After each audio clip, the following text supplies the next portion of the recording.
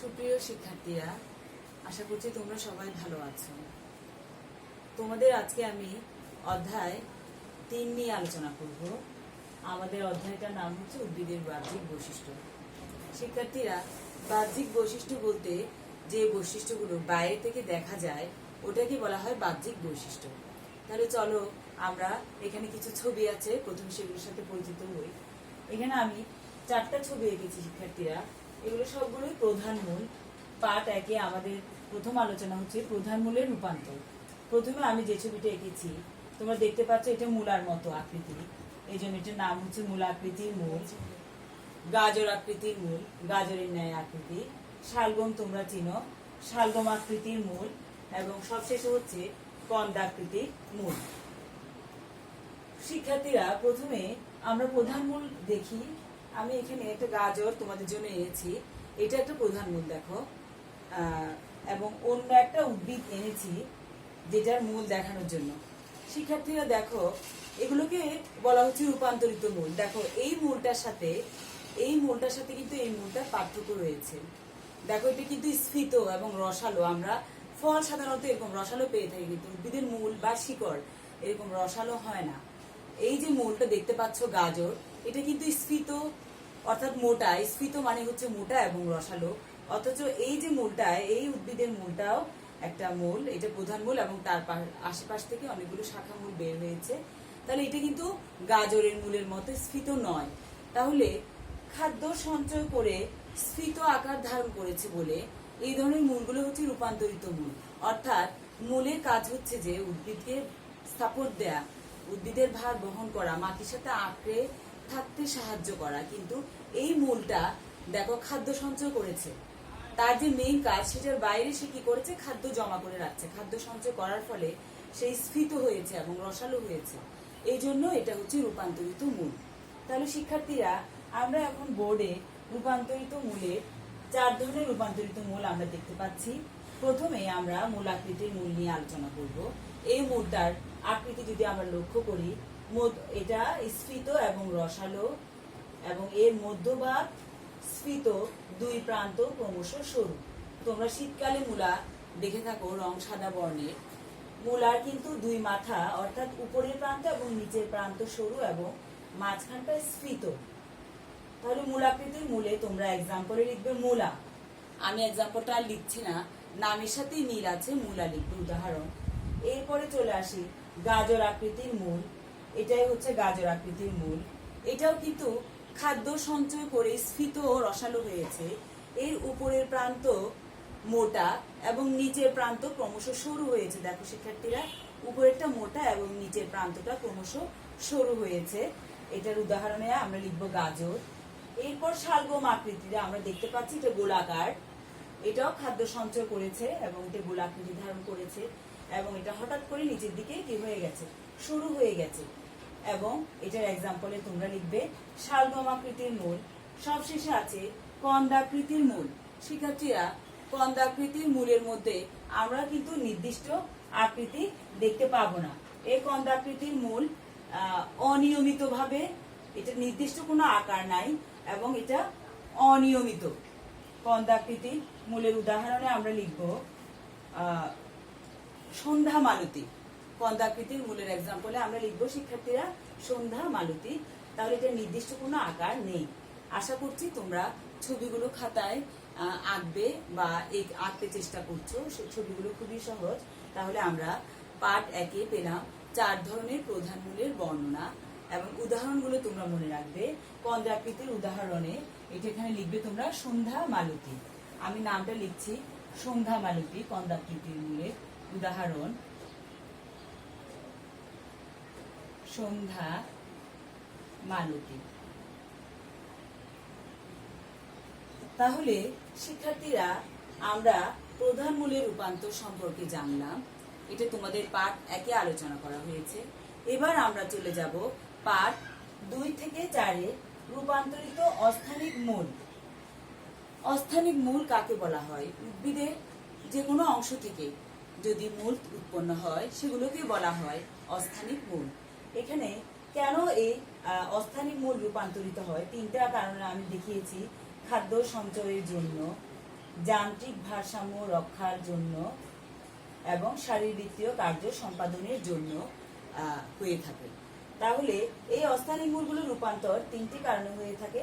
খাদ্য সঞ্চয় মানে খাদ্য জমা করে রাখা, যান্ত্রিক ভারসাম্য রক্ষা মানে এখানে খাড়াভাবে দাঁড়িয়ে থাকতে সাহায্য করা, পানিতে ভাসতে সাহায্য করা বা উদ্ভিদকে আরোহণে সাহায্য করাকে বোঝায়, এবং শারীরবৃত্তীয় কার্য সম্পাদন অর্থাৎ উদ্ভিদের অন্যান্য শারীরবৃত্তীয় কার্য সম্পাদনের জন্য কি হয়ে থাকে, অস্থায়ী মূল রূপান্তরিত হয়ে থাকে। তাহলে আমরা প্রথমে চলে যাই খাদ্য সঞ্চয়ের জন্য 4 ধরনের আমরা অস্থায়ী মূলের নাম এখানে দেখতে পাচ্ছি। প্রথমে আছে কন্দাল মূল, তারপর আছে গুচ্ছিত কন্দমূল, এরপরে লিখেছি আমি নডুলুস মূল, সবশেষে লিখেছি মালাকৃতির মূল। শিক্ষার্থীরা, আমি এখন প্রধান মূলের ছবিগুলো মুছে ফেলছি।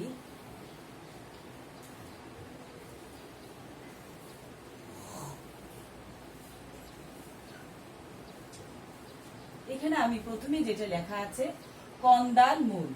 কন্দাল মূল মিষ্টি আলু তোমাদের অনেক পছন্দ, তোমরা অনেকেই মিষ্টি আলু পছন্দ করে থাকো। এটা এরকম কোনো নির্দিষ্ট আকার নেই, আমি লিখলাম এটা কন্দাল মূল। কন্দাল মূলের উদাহরণ হচ্ছে মিষ্টি আলু। এরাও খাদ্য সঞ্চয় করে স্ফীত হয় এবং রসালো হয়ে থাকে। এরপর আমি লিখেছি গুচ্ছিত কন্দাল মূল। এটাও আকার আকৃতি মিষ্টি আলুর মতোই, তবে এরা গুচ্ছ আকারে অবস্থান করে।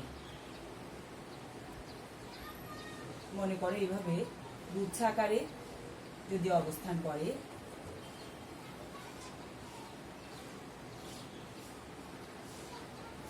তখন এগুলোকে বলা হচ্ছে গুচ্ছিত কন্দমূল।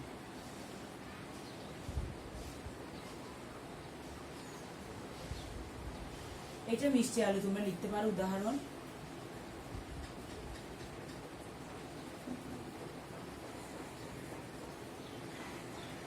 আর এখানে গুচ্ছিত কন্দমূলে আছে ডালিয়া।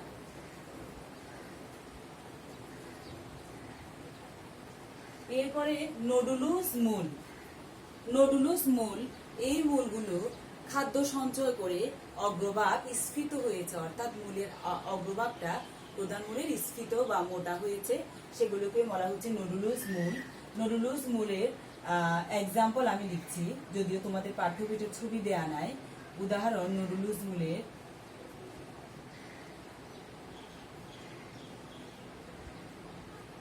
আমাদা। সবশেষে আমি লিখেছি মালাকৃতির মূল। এই মূলগুলো একবার স্ফীত হয়ে যায়, আবার শুরু হয়, আবার স্ফীত, আবার শুরু। মালার ক্ষেত্রে আমরা কি দেখি যে পুঁতি থাকে, তারপর আবার এরকম, আবার এরকম, আবার এরকম, আবার স্ফীত হলো, আবার শুরু হলো। এইভাবে যদি মূল হয় তখন ওটাকে বলা হচ্ছে মালাকৃতির মূল। উদাহরণে তোমরা লিখবে করলার মূল। করলা, করলার মূল। তাহলে শিক্ষার্থীরা, আমার মনে হয় তোমরা খাদ্য সঞ্চয়ের জন্য যে বিভিন্ন ধরনের রূপান্তরিত অস্থানিক মূল আছে সেগুলো তোমরা বুঝতে পেরেছ। প্রথমে আমি লিখেছি কন্দাল মূল মিষ্টি আলু, গুচ্ছিত কন্দমূল ডালিয়া, নডুলুস মূল আমাদা, এবং সবশেষে আছে মালা আকৃতির মূল করলার মূল। এরপরে 2 নম্বরে যেটা ছিল আমাদের যান্ত্রিক ভারসাম্য রক্ষা। এখন আমি এটা মুছে দিচ্ছি, তোমরা একটা টি চার্টের মতো করো, টি চার্টের মতো। যান্ত্রিক ভারসাম্য রক্ষায় বলতে আমি আগেই বলেছি যে উদ্ভিদটাকে দৃঢ়তা প্রদান করে, অর্থাৎ খাড়াভাবে দাঁড়িয়ে থাকতে সাহায্য করবে অথবা আরোহণে সাহায্য করবে, পানিতে ভাসতে সাহায্য করবে। এগুলোকে বলা হচ্ছে যান্ত্রিক ভারসাম্য রক্ষা করা। তাহলে যান্ত্রিক ভারসাম্য রক্ষায় আমরা কয় ধরনের মূল পাবো?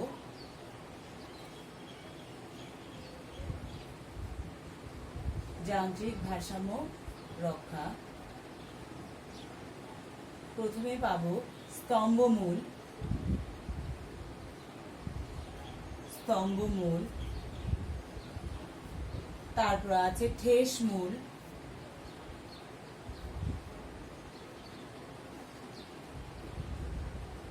আরোহী মূল।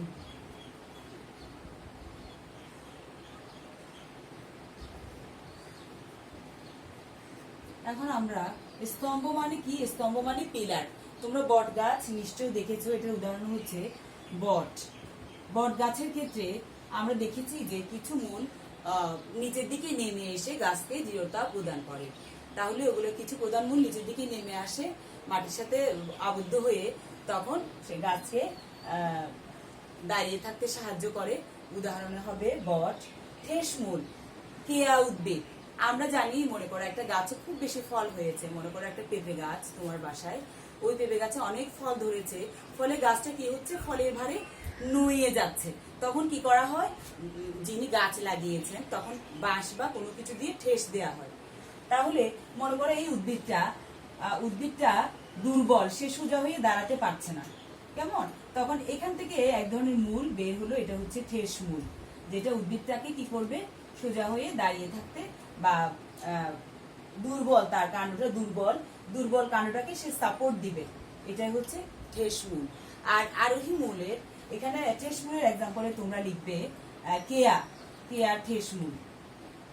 আর আরোহী মূল আছে পান তো দাদি নারীরা পান খেয়ে থাকে, পান হচ্ছে আরোহী মূল। এখানে তোমাদের একটা বিষয়, পান আরোহী মূল বোঝানোর জন্য শিক্ষার্থীরা, আমি তোমাদের এখানে একটা কলমি শাক আমাদের এখন অ্যাভেলেবেল পাওয়া যাচ্ছে। এই মূলগুলো পর্ব থেকে সৃষ্টি হয়। এই যে গিটগুলো হচ্ছে কাণ্ড, এগুলো কিন্তু কলমি গাছের কাণ্ড, এবং এই যে গিটগুলো এগুলো হচ্ছে কিন্তু পর্ব। তোমরা পাঠ্য বইও আছে দেখবা, এই যে পর্ব থেকেই মূলগুলো বের হয়। যেমন মনে করো আমি আঁকলাম, এটা হচ্ছে তার কাণ্ড, বেয়ে বেয়ে যাচ্ছে, পান উদ্ভিদ, মনে করো এটা পান পাতা, এই জায়গাটা হচ্ছে গিট, আবার এই জায়গাটা গিট। তাহলে এখান থেকে মূলগুলো কি হবে, বের হবে, পর্ব থেকে মূলগুলো বের হবে, এটাই হচ্ছে আরোহী মূল। তাহলে আমরা আরোহী মূলের উদাহরণে দেখলাম পান। শিক্ষার্থীরা, এখন আমি চলে যাব সর্বশেষ, যেটা শারীরবৃত্তীয় কার্য সম্পাদন। শারীরবৃত্তীয় কার্য সম্পাদনের জন্য আমাদের যে কয় ধরনের মূল রয়েছে আমরা সেগুলো এখন দেখি। তোমাদের পাঠ্য বইয়ে আছে, দেখো শিক্ষার্থীরা, পাঠ্য বইয়ে শারীরবৃত্তীয় কার্য সম্পাদনের জন্য প্রথমে যে মূলটির নাম দেয়া আছে, 1 নম্বরে দেয়া আছে পরাশ্রয়ী মূল। পরাশ্রয়ী মূল এক্সাম্পল হচ্ছে, উদাহরণ হচ্ছে রাসনা।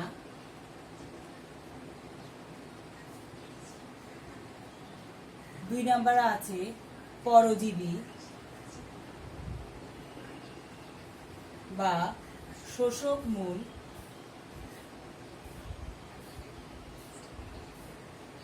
উদাহরণ স্বর্ণলতা।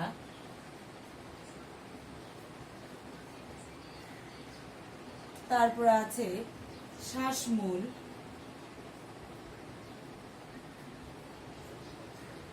উদাহরণ সুন্দরী।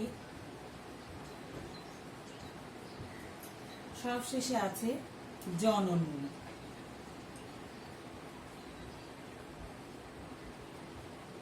উদাহরণে তোমাদের বইয়ে অনেকগুলো নাম আছে, মিষ্টি আলু আছে,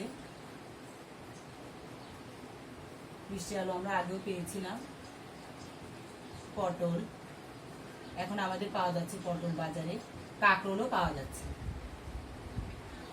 তাহলে এগুলো সবগুলো হচ্ছে কি শিক্ষার্থীরা, জননমূলের উদাহরণ। এখন আমরা প্রথমে পরাশ্রয়ী মূল। শিক্ষার্থী, এখানে আমি একটা ছবি এঁকেছি, দেখো রাসনা উদ্ভিদের ছবি এঁকেছি। এটা হচ্ছে আশ্রয়দাতা উদ্ভিদ এবং এখানে কিছু মূল দেখা যাচ্ছে, এটা হচ্ছে রাসনা উদ্ভিদ এবং এগুলো হচ্ছে পরাশ্রয়ী মূল, যেগুলো বাতাস থেকে, যেগুলো সাহায্যে তারা কি করে, জলীয় বাষ্প শোষণ করে নেয় পরাশ্রয়ী মূলের সাহায্যে। এটা আমি উদাহরণ লিখেছি রাসনা।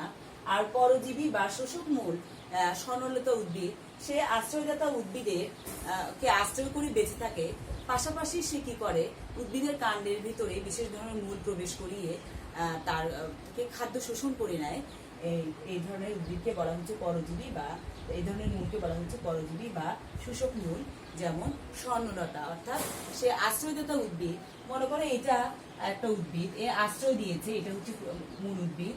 এখন এই উদ্ভিদের গায়ে বেয়ে বেয়ে সে স্বর্ণলতাটা বেয়ে বেয়ে যাচ্ছে, তখন সে কি করে, এখান থেকে কাণ্ডের ভিতরে সে বিশেষ ধরনের মূল প্রবেশ করিয়ে দিয়ে তার সেখান থেকে প্রয়োজনীয় পুষ্টি উপাদানগুলো সে শোষণ করে নেয়। এজন্য তাকে এই ধরনের মূলকে বলা হচ্ছে শোষক মূল। এরপরে শ্বাসমূল, সামুদ্রিক কর্দমাক্ত লোনা মাটির উদ্ভিদে প্রধান মূল থেকে মাটির উপরে কিছু মূল উঠে আসে। এরকম শিক্ষার্থীরা তোমরা দেখবে সুন্দরবনে এভাবে এখানে ছিদ্র আছে, এভাবে কিছু মূল মাটির উপর থেকে উঠে আসে, যেগুলোকে বলা হচ্ছে নিউমাটাফোর বা শ্বাসমূল।